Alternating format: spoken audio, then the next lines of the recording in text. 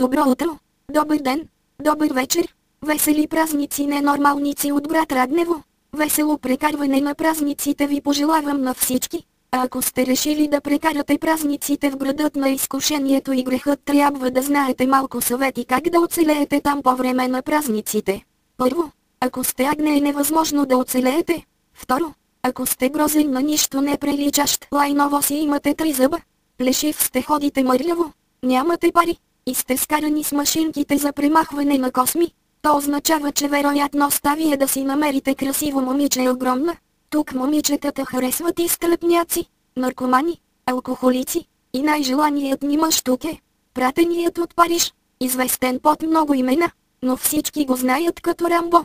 Ако сте станали рано сутринта и някой 1,30 м дойде да ви подарява букет, не дайте да си мислите, че имате шанс с него. Това, че е джентълмен, не означава, че ще е ваш. В Раднево има всякакви екземпляри, но една от най-красивите жени в градът ни се казва Димитрина. Накратко Динка спря корлудата.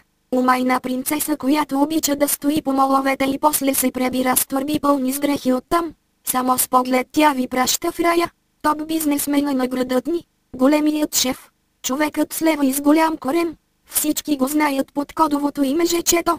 Той е малко тежък и изпълнен с кир, но въпреки това е приятелски настроен към всеки индивид в този град на зверове. И така вече знаете кои са шефовете. Принцесите, както и най-желаните мъже в градът. Но на другия полюс, в квартала на душите без тела, един наподобяващ скротум човек, хранещ се с камъни и пръст.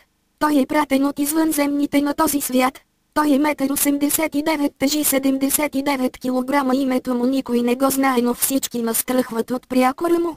Този мъж се казва Бронза. Обича да яде, да смучи и вкусва лепило.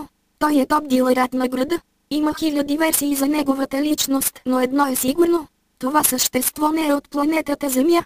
Раднево е град на хиляди мистерии, бродещи духове, убийци и всякакви задници. И все пак, ако сте решили да дойдете тук, ние ви приветстваме с добре дошли. Известна радневска поговорка е: подрехите посрещат с ковчег и спращат.